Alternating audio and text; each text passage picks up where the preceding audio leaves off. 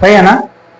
देखिए आज हम लोग देखेंगे वर्क पावर एनर्जी के सीरीज में आपने पढ़ा है work done by constant force पढ़ चुके हैं, work done by variable force भी पढ़ चुके हैं, नेचर ऑफ वर्क भी पढ़ चुके हैं, और उसके बाद स्प्रिंग फोर्स के द्वारा वर्क डन क्या होगा ये भी आप पढ़ चुके हैं। आज हम लोग पढ़ेंगे क्या, आज इस सीरीज में हम लोग पढ़ेंगे क्या, सबसे पहले देखेंगे काइनेटिक एनर्जी को ब्रीफ में समझेंगे, शॉर्ट में काइनेटिक एनर्जी को आप समझेंगे, और काइनेटिक एनर्जी समझने के बाद अब हम लोग देखेंगे relation between kinetic energy and momentum क्या होता है, उस पर जो क्वेश्चन पूछा जाता है। तो सबसे पहले काइनेटिक एनर्जी देख लीजिए। क्या देखिए, मैकेनिकल एनर्जी के दो टाइप होते हैं। मैकेनिकल एनर्जी कितने होते हैं? मैकेनिकल एनर्जी, मैकेनिकल एनर्जी कितने टाइप होते हैं? शायद दो टाइप। कितने टाइप होते हैं? दो टाइप। नंबर वन होते हैं काइनेटिक। नंबर वन क्या होता है? Kinetic. Kinetic energy, kinetic number one होता है काइनेटिक एनर्जी, जिसको के बोलते हैं शॉर्ट में। क्या बोलते हैं? कभी कभी के भी लिखा जाता है, कभी कभी क्या लिखा जाता है? के। Number two potential energy. Number two क्या देखेंगे? Potential energy. पोटेंशियल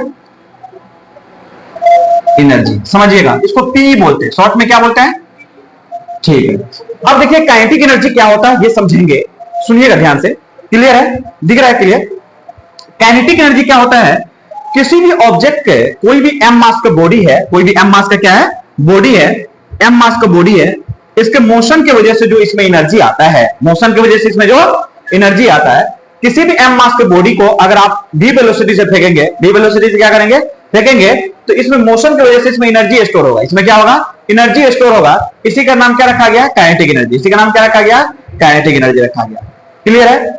सही दिख रहा है? तो देखना है ध्यान से। तो क्या बोले, कोई भी बॉडी में मोशन की वजह से, सुनना ध्यान से, किसी भी बॉडी में मोशन की वजह से उसमें जो एनर्जी स्टोर होता है उसी का नाम क्या रखा गया? Kinetic energy. क्या रखा गया है?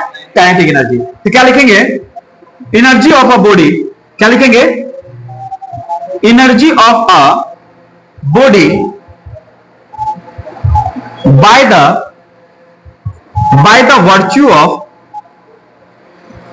It's motion. इट्स मोशन, यानी मोशन की वजह से जो एनर्जी होगा उसी का नाम क्या रखा गया? Kinetic energy. या energy of a body by the, या due to motion of object, due to motion of energy. ये क्या लिख देंगे? Energy due to motion, due to motion of an object, motion of an, एक object के motion की वजह से जो एनर्जी होता है उसको क्या बोलेंगे? Kinetic energy. उसको क्या बोलेंगे?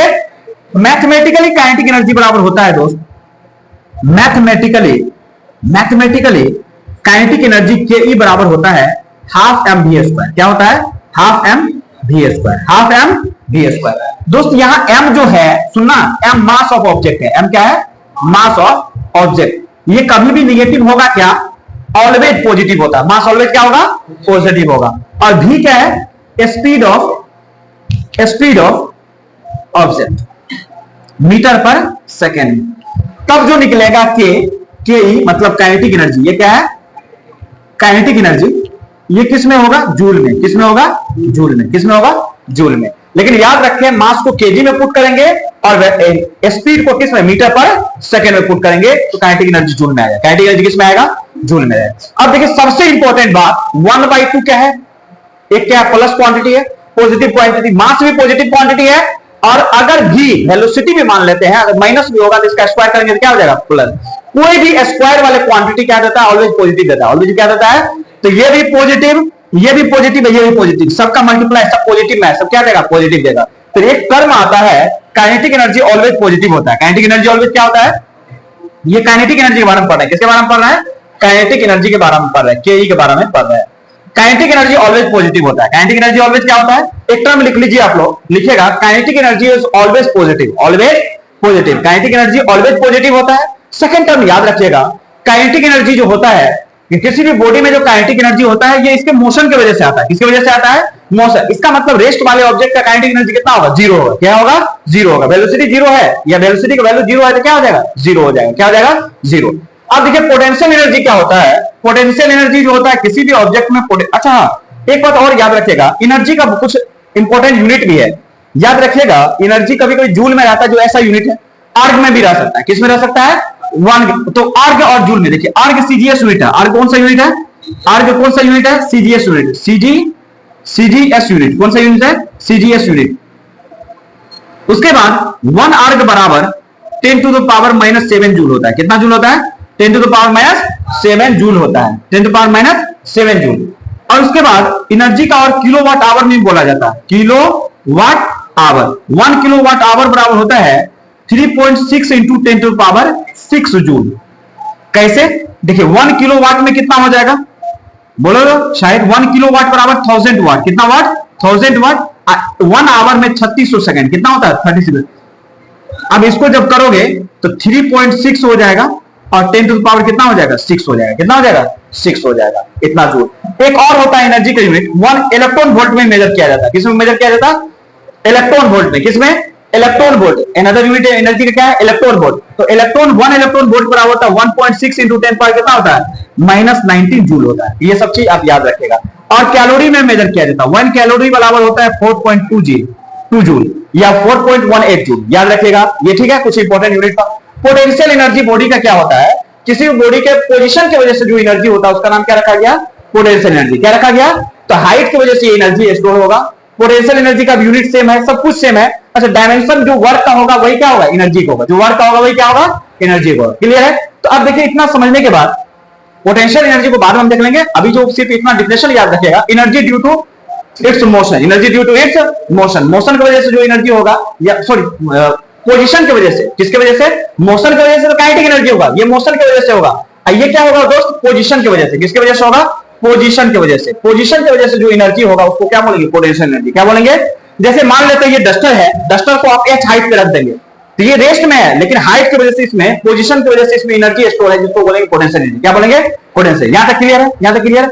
एक हमको रिलेशन देखना है काइनेटिक एनर्जी और मोमेंटम में। काइनेटिक एनर्जी और मोमेंटम मेनली उसी के लिए हम देखना है। मिटा दे। देखिए बस 2 मिनट का, और 2 मिनट का आप बने रहिए, 2 मिनट में हो जाएगा। Relation between kinetic energy and momentum. अब क्या देखना है? टॉपिक क्या है?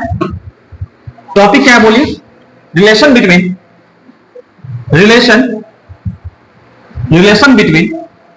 Kinetic energy and momentum. दोस्त आपको मालूम है मोमेंटम को पी से डिनोट करते हैं, काइनेटिक एनर्जी को शॉर्ट में के भी लिखते हैं। क्या लिखते हैं? We know that. आप क्या जानते हो? वी नो दैट, हम लोग जानते हैं P बराबर mv होता है। क्या जी आ रहे हैं? P बराबर mv जानते हैं। P बराबर, और काइनेटिक एनर्जी बराबर क्या होगा? काइनेटिक एनर्जी को अगर के लिखते हैं आप तो हाफ m, काइनेटिक एनर्जी सिर्फ के लिखेंगे तो हाफ mv स्क्वायर।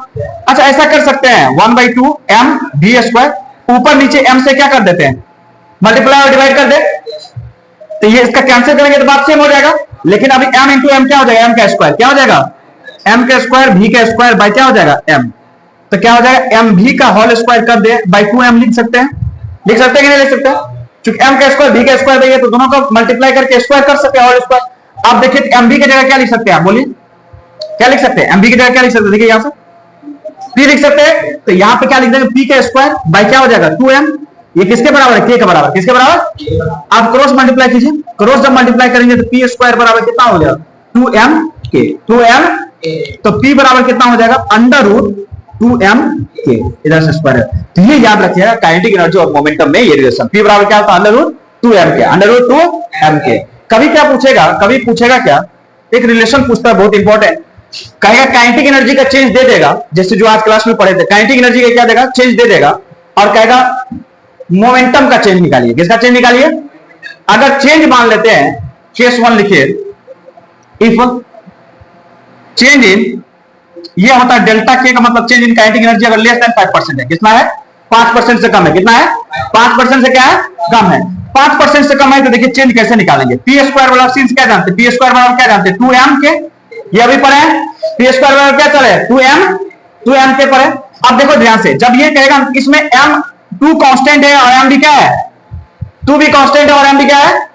इसमें देखना आज ही पढ़े थे, अगर काइनेटिक एनर्जी का चेंज 5% से कम है, क्वेश्चन में दिया काइनेटिक एनर्जी का चेंज कितना है? 5% से कम, तो पी स्क्वायर बराबर 2m जानते हैं। 2 भी कांस्टेंट है, मास भी बॉडी का क्या होता है? कांस्टेंट। तो पी स्क्वायर किसके डायरेक्टली प्रोपोर्शनल होगा? Kinetic energy. किसके? काइनेटिक एनर्जी के डायरेक्टली प्रोपोर्शनल होगा। क्लियर है? अब देखना ध्यान से, अगर इसको इस पर पावर कितना है? 2, तो जो पावर है वो मल्टीप्लाई में ले रहा है, और डेल्टा p बाय p लिख देना। डेल्टा p बाय क्या करना? बराबर डेल्टा के बाय क्या लिखेंगे, के। इसके पावर कितना है, 1 है, 1 मल्टीप्लाई में भी आएगा तो बात वही रहेगा, जो पावर में रहेगा वो मल्टीप्लाई में आ जाएगा, और जो रहेगा पी रहेगा तो डेल्टा पी बाय पी लिखना, ए रहेगा तो डेल्टा ए बाय ए लिखना। जैसे यहाँ के पे पावर 1 है तो 1 से मल्टीप्लाई, डेल्टा के बाय क्या लिखे, के लिखे। तो ये जो होता है फ्रैक्शनल चेंज होता है, ये क्या होता है, फ्रैक्शनल चेंज। ये क्या होता है, इसको क्या बोलते हैं, डेल्टा पी बाय पी का वैल्यू होता है fractional change, fractional change in momentum. किसमें, मोमेंटम।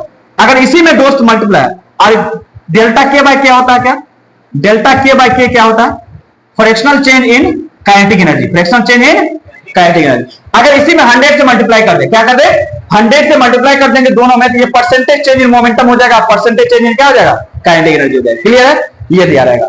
दूसरा केस क्या होता है, दूसरा केस, अगर केस सेकंड में अगर चेंज काइनेटिक एनर्जी का चेंज आपको ग्रेटर देन 5% दिया, ग्रेटर देन, नहीं दिख रहा है ना, तो ग्रेटर देन 5%, अगर काइनेटिक एनर्जी का चेंज अगर ग्रेटर देन 5%, केस 2 में देखिए, केस 2 में अगर डेल्टा के का वैल्यू ग्रेटर देन 5% दिया, कितना दिया, 5% से बढ़ा दिया है, तो आप चेंज निकालने का फॉर्मूला देखना, पी स्क्वायर बराबर कितना होता है, 2m के, इसमें ये कांस्टेंट खत्म हो गया, तो पी स्क्वायर बराबर कितना लिखेंगे, P square is directly proportional क्या होगा, के होगा ना।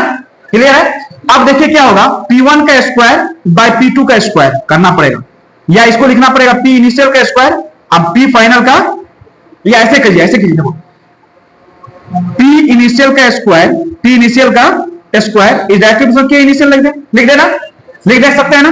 और इसी तरह से P फाइनल लिखेंगे, तो P फाइनल का स्क्वायर डायरेक्टली प्रोपोर्शनल क्या हो जाएगा, K फाइनल, होगा कि नहीं होगा, हो सकता है ना, यहां 1 लिखोगे तो 1 होगा, 2 लिखोगे 2, इनिशियल लिखोगे तो दोनों का रेशियो ले लो, तो P इनिशियल का स्क्वायर बाय P फाइनल का स्क्वायर, P फाइनल का स्क्वायर, ये बराबर क्या हो जाएगा, K initial by K final. इस मेथड से आपको निकालना पड़ेगा, समझ रहे हैं ना, इस मेथड से आपको निकालना पड़ेगा।